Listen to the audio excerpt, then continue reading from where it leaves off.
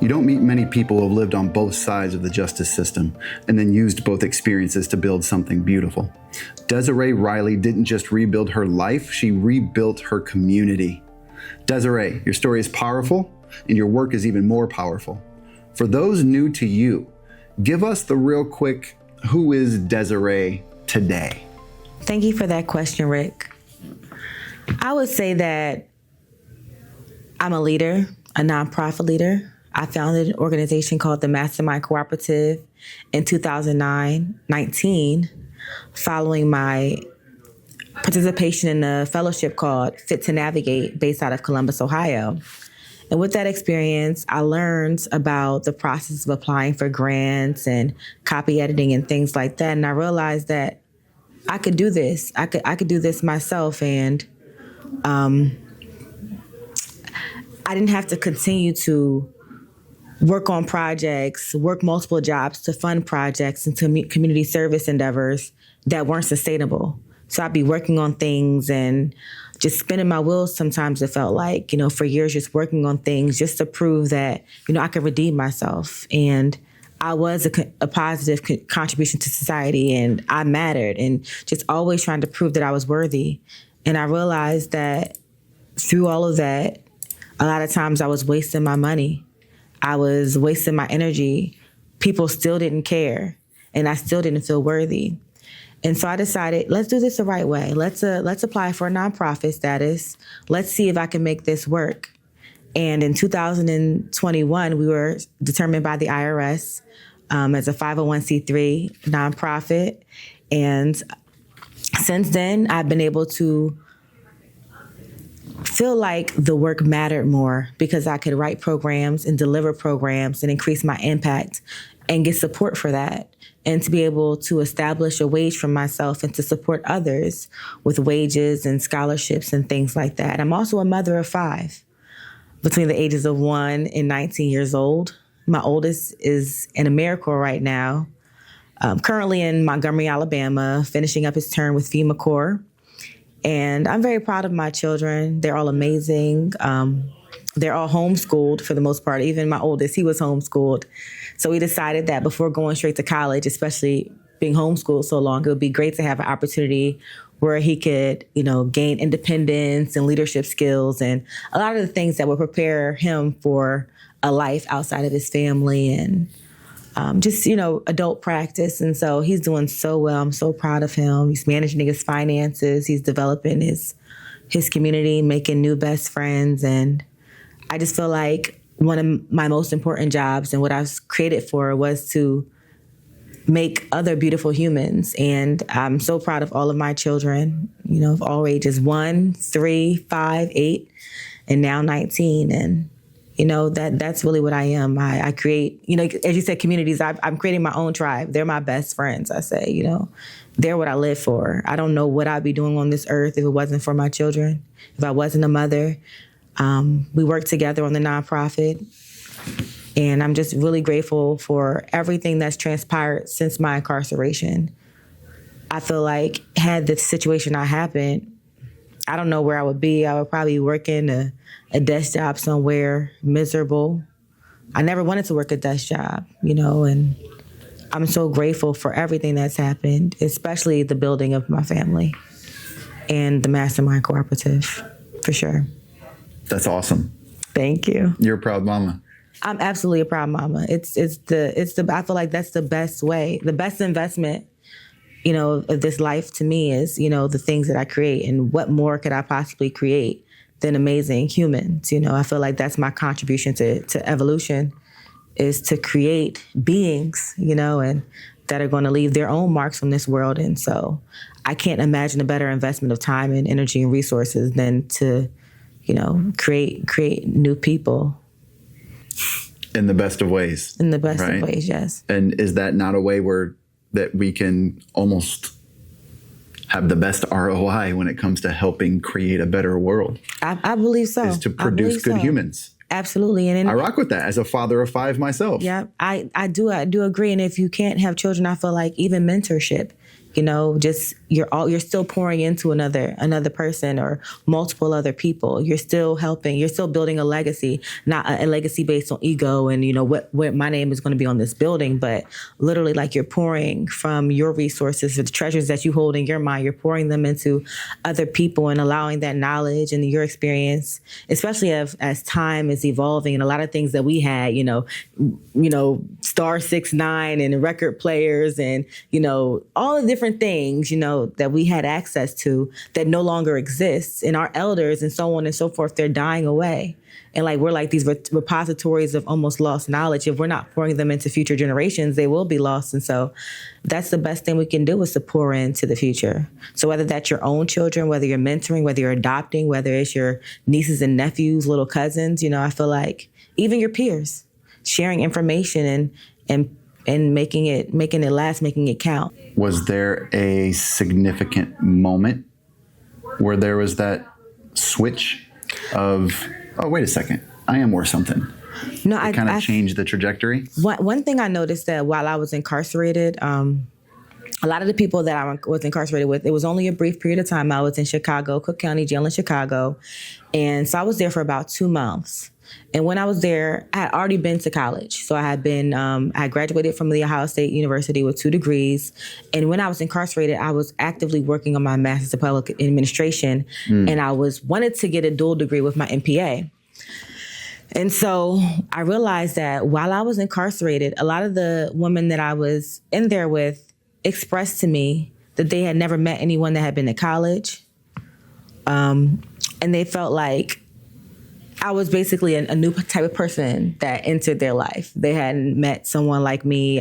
Again, I'm from Philadelphia. I'm in Chicago. My accent is different. They're like, "Are you from New York?" They had me rapping Lil' Kim lyrics and all these different things. And so we had a lot of good, cool times based off of my accent and my experience. But I was able to help a lot of people draft letters to their attorneys, letters to the judge.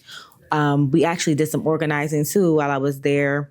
We had issues where people didn't have enough jackets or the temperature would be off or we're quarantined. People didn't have soap. People are getting sick. So it became a point while I was incarcerated. Like I said, I wasn't even there long, but the CEOs would come into the tier with the grievance forms, Riley, and give them to me. And so from my experience working as a legislative aide in the Ohio House of Representatives, I was an intern to the legislative aide. But I remember getting stacks of constituent letters from specific areas because the representative I was working for, he was the chair of finance for the state of Ohio. So he would get so many constituent letters. One would be like a whole stack of mail would be like bright orange or bright green, and they would all say the same thing, but they have different signatures on it, right? But there would be a message, our water is this, our school system is this, and they're like basically flooding our office. And so it was hard for me as I'm sorting the mail to ignore this stack. So I would take it, of course, I'm like, we got 50 letters that said this one thing. So mind you, months later, I'm incarcerated. We're experiencing issues on the tier. So at what point I realized a lot of the girls were like, oh, this guard said this to me, or they got an attitude with me, or he said this, or she said that, and I'm having these issues. I'm like, no, we're not going to do grievances this way. We're having issues on this tier. This temperature is so low, we're freezing it here. Let's all take this one letter. So I would write out a letter. They would give me the stack, and then everybody would take what I wrote word for word and then put their name on it. And so we would submit grievance forms that way. And then, so that's why the guards ended up coming in Riley and giving me the stack, because they realized that we were like setting up like little movements. So then they might make the temperature too hot. And so now we're too hot in there, so it seemed like they would play with us, but it actually got stuff done. And I was really impressed that not even being there that long, like literally I think they might have pushed me out of there, probably getting tired of me. But I was so impressed that they would actually like just start giving me the forms and knowing that we were going to collectively put our issues.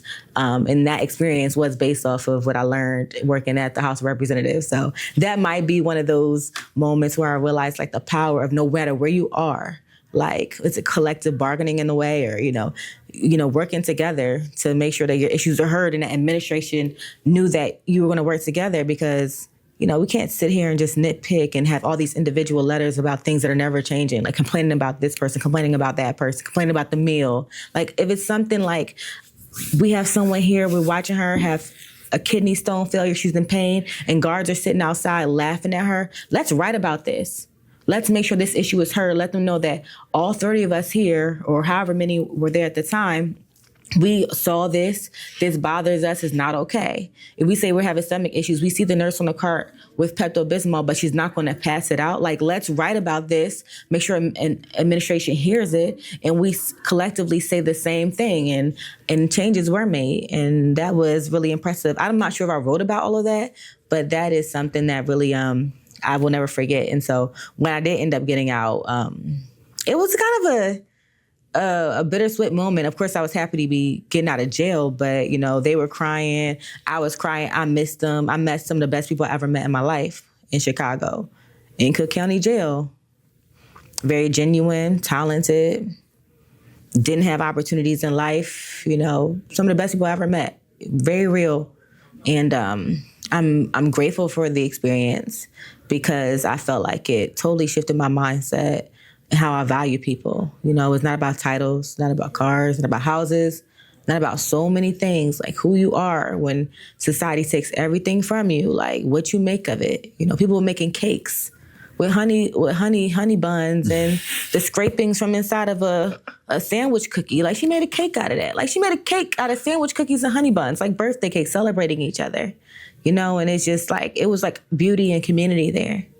And I think that is something that is not spoken about enough outside of jail. And I think it's really important to understand that there is community there when it comes to trying to rehumanize people that are experience incarceration.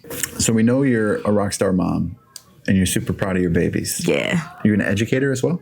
So I lead a nonprofit. So right now we have a workforce development, entrepreneurship, and trauma healing program. It actually just started a few weeks ago, and this is for young adults and teenagers. And it's really powerful. They're actually teaching me. So your hat says breathe. But one of our first sessions, one of the young ladies came on and she was just talking about being present and remembering to breathe. And I'm like, thank you so much, because this process is not just about like me teaching you. You're also teaching me, because I developed the program. I developed the nonprofit in general based off of what I felt like I was missing in life, not just about incarceration, but I just felt like I was establishing a blueprint for all the things that I was missing. And so Project Phoenix to me is literally like my brainchild of something that I feel like I needed to exist. And it's not like, oh, I've accomplished healing and I'm here and they're there. Like, I'm creating a community that I'm also going to be healing with. And so I'm an educator in a way, but I'm also on the journey with the participants. It almost feels like a family, I would say. I would say I'm a facilitator, a visionary, not so much an educator, but I do like to pull together individuals and create systems. That's a good superpower to have. Yeah, organizer, maybe. That sounds more up my alley, because I'm always learning. I'm a lifelong student. First and foremost. Let me take it on a hard right turn here real quick. Okay. What would be a misconception that you would identify about what happens to mothers inside the system? I would say dehumanization, because, obviously we know everyone's a human, right? But I know that while I was in there, a lot of the people that were in charge seemed like they were more institutionalized than people that were incarcerated.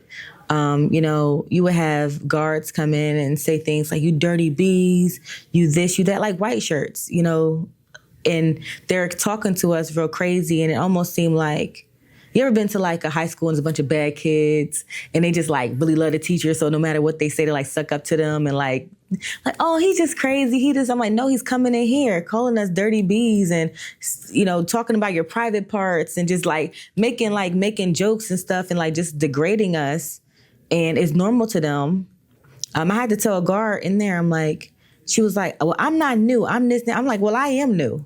I'm not used to this. And you're not going to talk to me that way. Like, just because you're used to being around people under these conditions, just because you're used to people treating people like this, I'm not used to being talked to that way. Like, you don't have to come in here swinging stuff. I'm not new. Like, no, some of us are new. This is the county.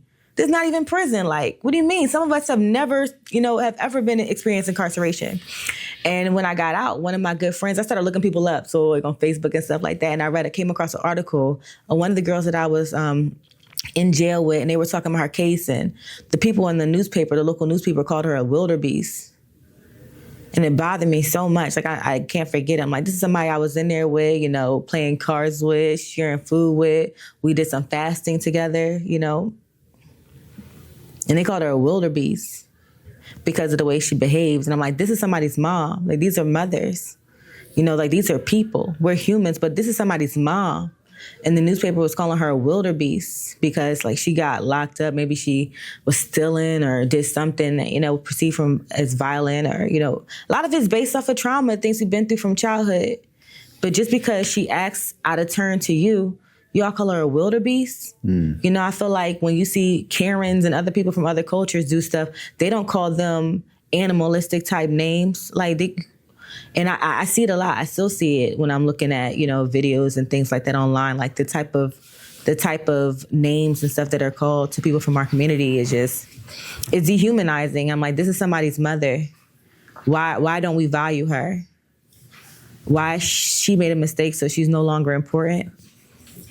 I know I missed my son's birthday and I felt unworthy. I was doing a podcast not long ago with another mom, and she was saying that when you're a mother that's incarcerated, a lot of times people have to watch your kids for you because you're not there to do it. So you don't always get those visits. Like a lot of the men might get visits and things. They have a woman to come and see them a lot of times, but women are not always getting the same amount of visits from their family because the family is looking at them like you're supposed to be here with your children, or they may have animosity towards you because you're not able to fulfill your duties at that time as a mother.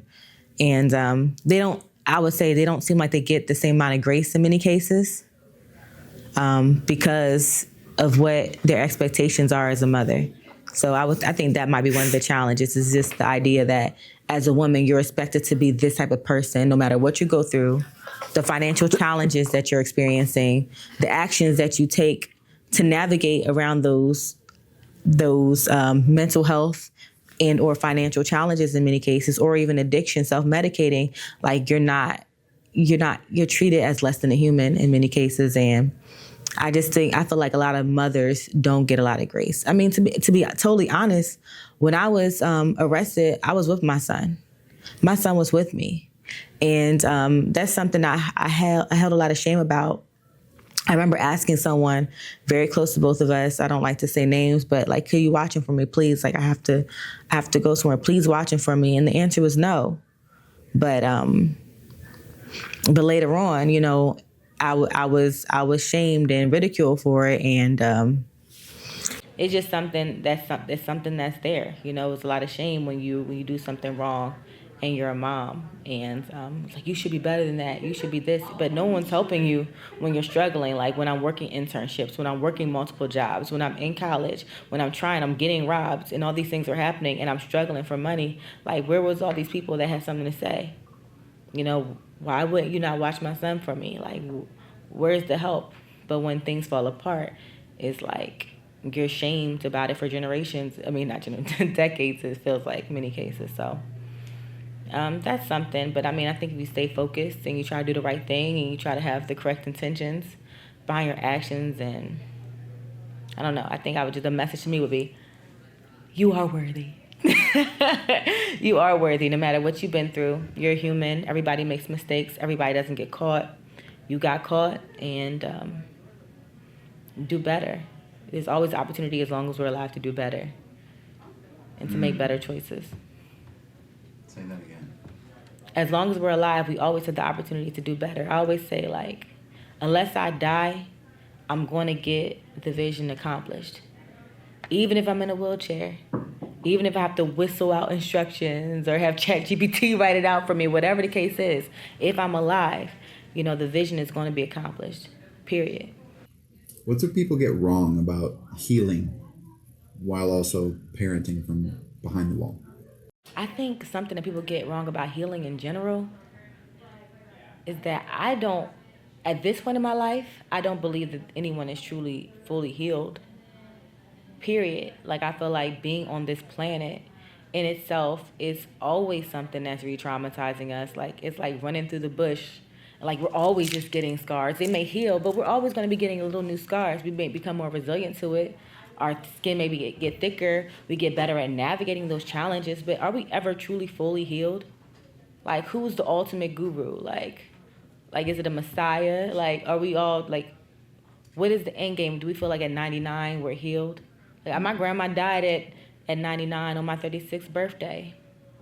And I don't think that she was truly healed. She still dealt with a lot of the things that she had went through, and getting beat by her father, and, colorism and all kind of things. She was still deeply traumatized by a lot of the things that occurred back in 1920s, and, this is 2021. 2021. Almost 100 years later, she's still dealing with those things.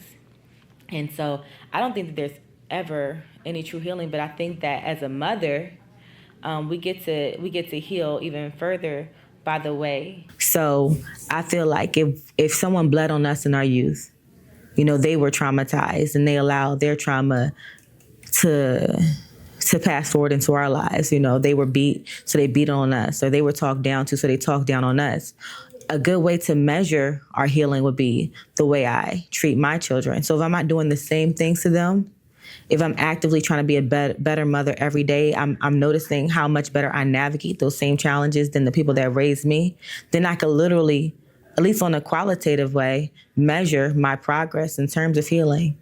And if I'm doing the same things to my children that my parents did to me, and that what happened to my grandmother, okay, I don't really see how you can measure progress there. It might be 100 years later, but you're doing the same things. There's no evolution there. But if I'm able to see that my children are happier, they're enjoying opportunities, they have smiles on their face most of the time. I think that gives us opportunities to actually measure our progress and healing through our children and the way they are compared to the way we were at that same age, if that makes sense, because it's hard to measure. But if you're able to look at your children like, wow, they're so much better than I was. Like, my son is so much better of a teenager than I was. Like, I wish I drove my mom crazy. Literally, I drove my mom crazy. My son, to me, is like an angel. Like, I could not have asked for a better son. I don't deserve him. They say, like, God doesn't give you more than you can bear, or something like that. Like, my son was a cakewalk. The other ones are a bit more challenging, but for my first, he was amazing, and I feel like I did a good job. Of course, we all have regrets. There's so many things I could have done better because I was really young when I had him, and I could see the difference in the way I treated him versus the way I'm much more softer in parenting the little ones. I'm just with him. I was tougher. I was 19 when I had him. I was doing my best. You say the thing for our parents, like, they did the best they could with the tools that they had and the experiences that they were going through and the way they were parented, which was, of course, a lot, getting with switches and all kind of things, So I didn't beat them, but I was definitely a lot more stern in my language. And with the younger kids, I'm not like, he looks at me like, are you the same person? Some of my friends like, are you the same person? I just, I'm growing, and so I try to be real soft with him now, but he's such a good guy. He gives me a lot of grace. He's definitely one of my best friends. We've grown up together. That's awesome. Yeah, it's my babe. Let's dig into the chapter a little bit. Okay. First things first, is this your first time being an author? No, I actually wrote a book called Felony to Freedom, Journey to Liberating Institutionalized Mind. I wrote that while I was in Mexico. Available now on Amazon, right? It is on Amazon, Barnes & Noble, go get it all that. Now. They can actually find it for free on my website. I have a code, Free Files. Like, I like to get the message out there. It's not so much about the profits. But if you buy it, that's nice too.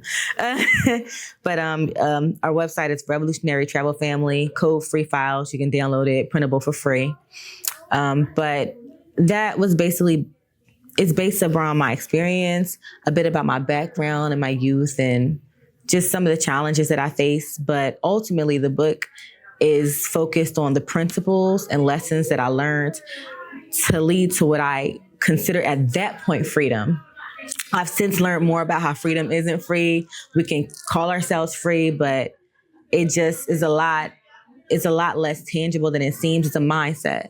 freedom is definitely a mindset. I don't even think that being a billionaire makes you free. I feel like a lot of times money keeps you most confined in many ways. You can't do whatever. Like I learned like living in the bush sometimes, like living off grid, like I felt free. You know, having your chickens, having your solar, having your, you're living sustainably, that might be the most free, except then you have to trade off. You can't just go and fly to France if you want to. You don't have the resources to do these things. So it's always a balance. Like on this planet, probably in this lifetime, there really probably is no freedom. But until that point, I wrote what I consider to be freedom, and some concepts about, a lot of times, like when we were locked up back in the day, we didn't have share economy. We didn't have Airbnb and Turo and Dog Vacay, all these different things, crypto and all the things that are the tools that are leveling the playing field to achieving generational wealth. So toward the end of the book, I broke down some of those concepts and things that can actually lead to financial independence.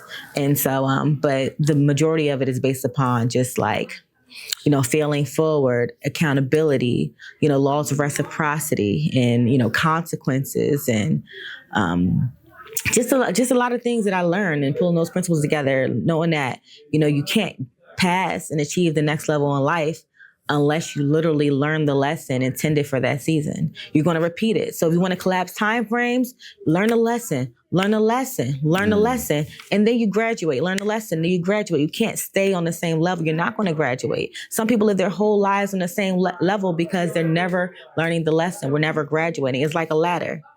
I feel like life is literally like a ladder.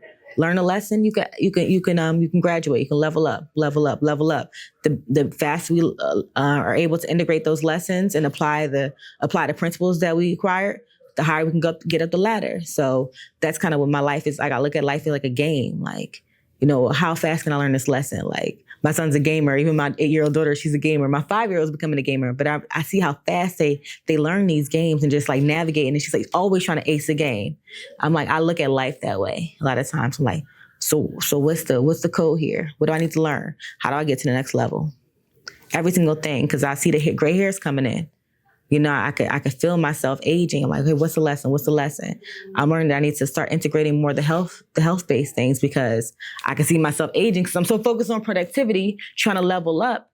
But I'm like, okay, it's time to integrate the health. Health is wealth. Don't forget that, Desi. Health is wealth because, I don't want to lose my vitality trying to be productive.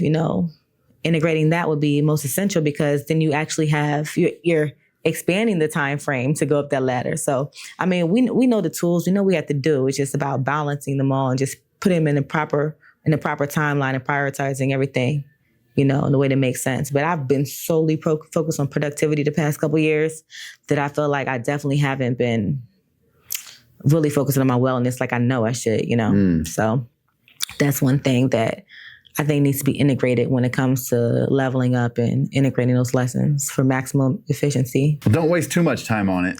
You're talking about gray hairs. You don't look a day over 30. No. Oh, thank you. I'm a 38. professional fashion photographer. So okay. Take that for what it's worth. Thank you. I'll be 39 in a couple months. What? Yeah. Drink your water. Do some yoga. Yeah. Right. I'm covering my fupa now, so... Nothing wrong with the fupa. And you got 5 kids. Yeah. That's popping them out. That's a medal to wear proudly. Thank you. For sure. Dive into this. What's something that almost went into the chapter of this upcoming book, but didn't quite make it? Is there a story you can share with us? Yes, actually, there's something that I've been going through that I haven't really shared with anybody.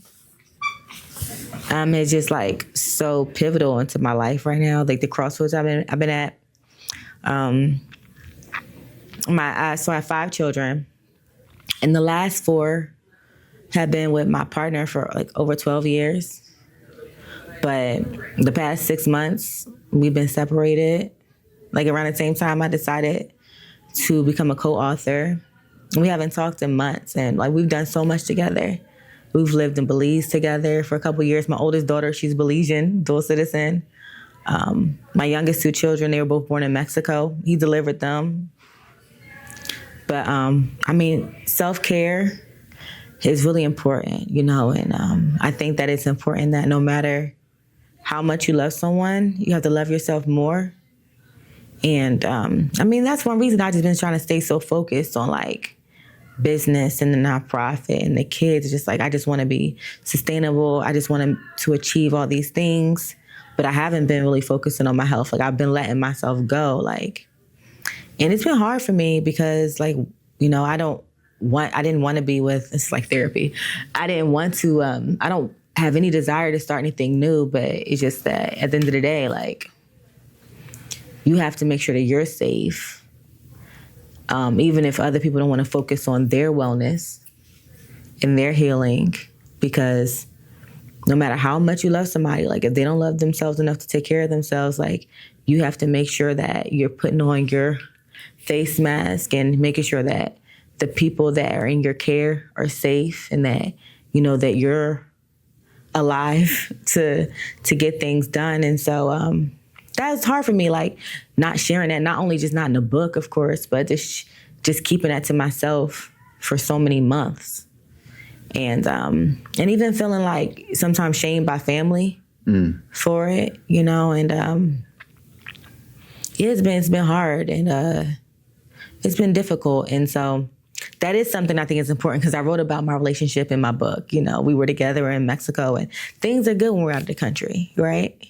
You live fresh air, vitamin D, sunlight, watermelon juice every day if you want, Cost of living is, more convenient. But when you come back to the States and you're facing death and the trauma and all the different things and inflation, not to say it's not anywhere else, but it becomes harder. And like everybody can't handle the pressure and people crack, and you just got to do your best to make sure that you don't crack. And that's one thing that I've been learning. I got to do my best to make sure that I don't crack. I got to stay focused. I got to stay strong for the kids. I got to make sure that we're not in poverty. I got to take advantage of opportunities like this one and do my best and to make sure that I'm successful so that they have a head start so they're not facing the same issues that I faced as a young person, And so no matter what's happening with anybody else, just staying focused, no matter what people say about you, no matter how close they are to you, just staying focused on the goal for them and for me. And so, that's something that I do think it's important to share because I talked about, Black love is revolutionary and all these things, and we're doing this together and doing that together. But people have this illusion of what my relationship is or what my reality is, but they don't understand. Like, no, like, I've been alone for a few months. Like, I've been digging in. Like, I haven't felt safe sometimes. Like, I've had to go to court a few times, and things are hard, but we stay focused. We pivot, and this is the reality. Things change. The only thing permanent is change, and to just navigate those type of things is not going to be beautiful all the time. There will be lonely times. And that's okay. That's life. So I think that that's something that is important for people to know that, sometimes things that feel permanent are not, and to be okay with that and to put your safety first and to love yourself so that you're able to love your children and to focus on the people that matter the most. And I think that that's really important. Thank you for that. No problem.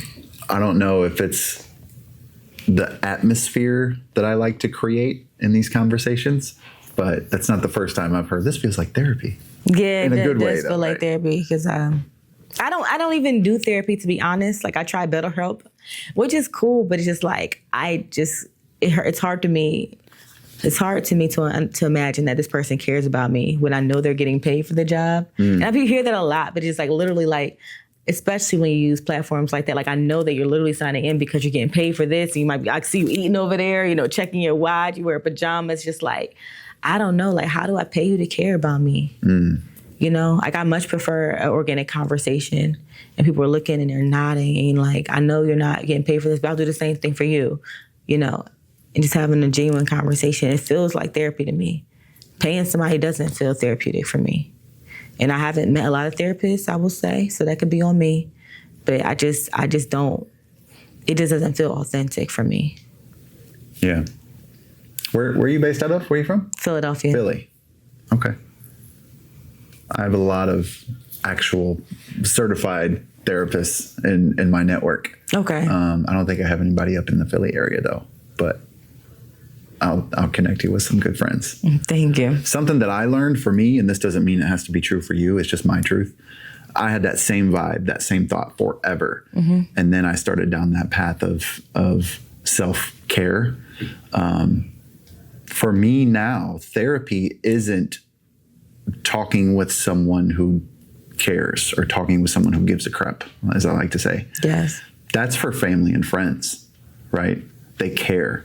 They're that shoulder that you can lean on, that sounding board where you can just vent to. Yes. The therapist is the certified professional that can help you figure out which direction to go in to do things that help repair and recover and rebuild.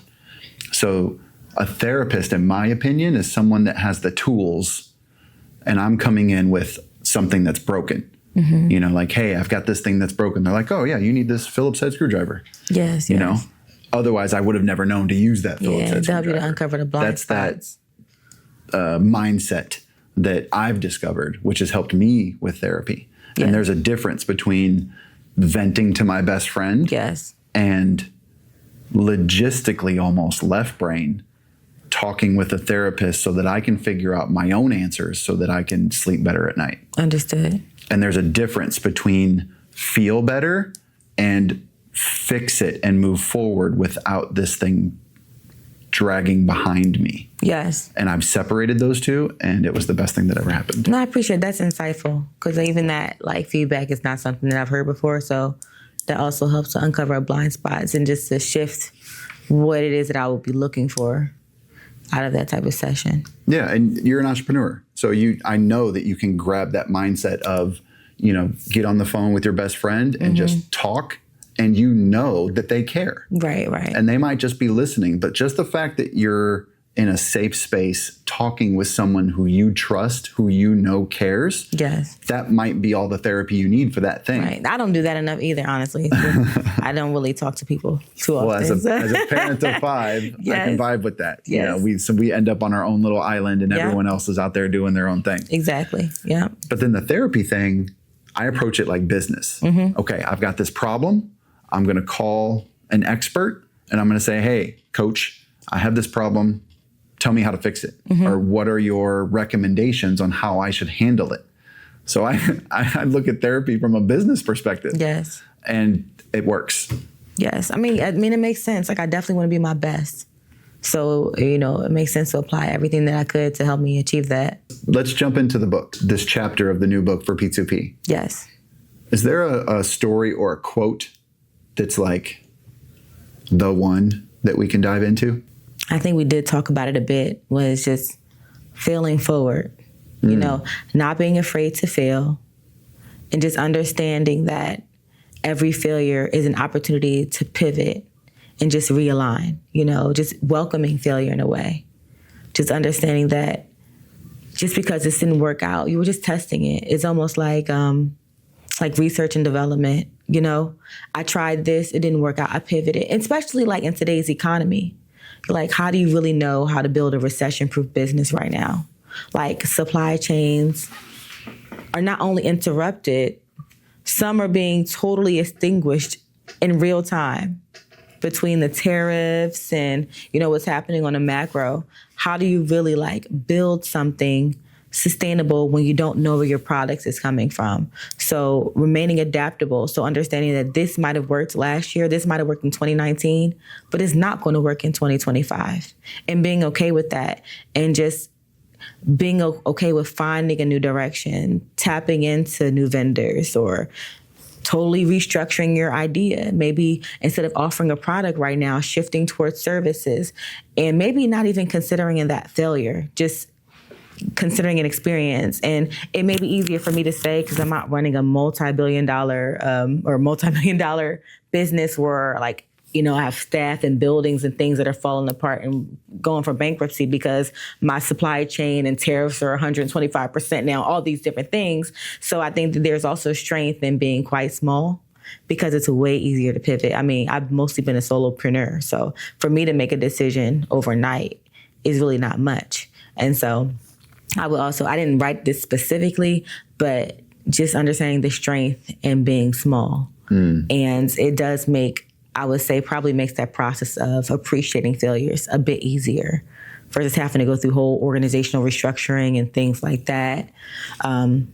But I think that just failing forward, always being open to learning new things, applying new things as you learn them, not shying away from new information because it challenges your beliefs and your whole identity falls apart. Like always just understanding that and being open to growth, open to new experiences because they all contribute to our growth, open to applying new concepts in real time, not in 2 weeks, not in 2 months or 2 years, like applying things when you learn them.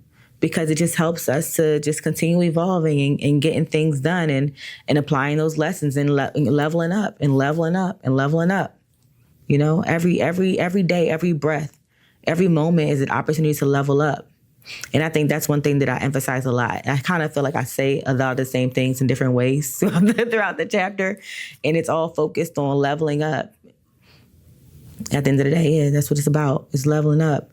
And I feel like leveling up is the path to personal sovereignty, is the path of not being dependent on systems, whether that's employment, whether that's the government for social services, or even just, grocery stores. Like if you want to be sustainable and if you want to have your homestead, if you want to raise your chickens and you want to, have your own eggs, you don't have to worry about egg prices. If you want to develop solar and connect with organizations like Solar States to help young people to build solar panels and on flat roofs in cities like Philadelphia, so we don't have to worry about electricity bills that are higher than our rent.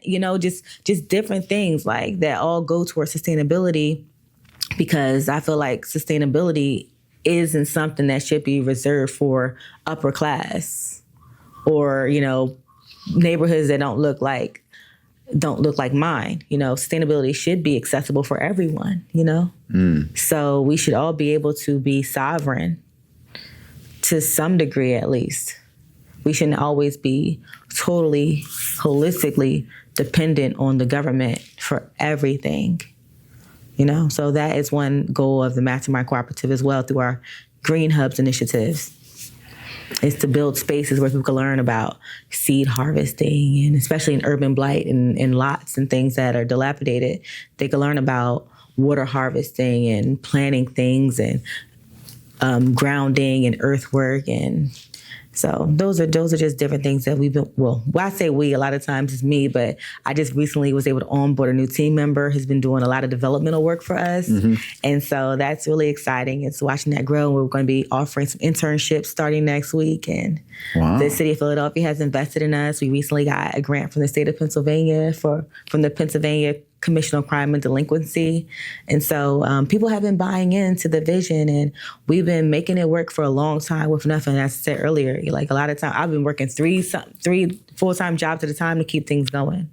And now I can actually literally focus on my children, focus on running impactful programs, and allow people like Reform Alliance, the city of Philadelphia, the state of Pennsylvania to invest in that vision and to help make it more sustainable for all of us. That's awesome. Speaking of, for those that are still watching, which is everyone,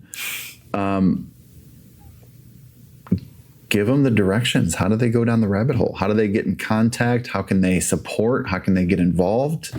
Okay. Well, if you want to find my work personally, you can go to www.desispeaks.life.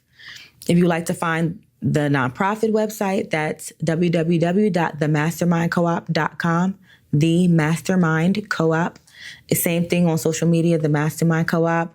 My social is, on Instagram specifically, is at desispeaks.life. So, yeah, just desispeaks.life or The Mastermind Co-op for the most part. Yeah. I have some other things, businesses and things, but those are my primary focus at that time. That's awesome. Thank you so much, Rick. Well, Desiree Riley, it was a pleasure to have you on the show. I appreciate you. I am very, very, very excited for this book to come out. Thank you. as you know, 13 authors that came together like Power Rangers. Yeah. Came together to put this thing out. And we're going to be releasing the podcast over the course of the next few months.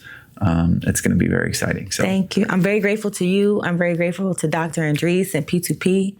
They have played a major role in my journey as a member of the 34th cohort of P2P. Just connecting with this community that I never knew existed, and so many like-minded people has definitely helped my development. And I'm very grateful for this opportunity and to sit down with you today. Awesome. All right, guys, if you enjoyed it, make sure that you hit the like button, hit the subscribe button, go to the next videos that are suggested here at the bottom and do the same. If you haven't figured it out by now, this is a big thing that's happening, and there's a rollout that's coming ultimately for the book. So the link is down below, and make sure that you get your pre-order in before they sell out. All right, we'll see you on the next one. Peace.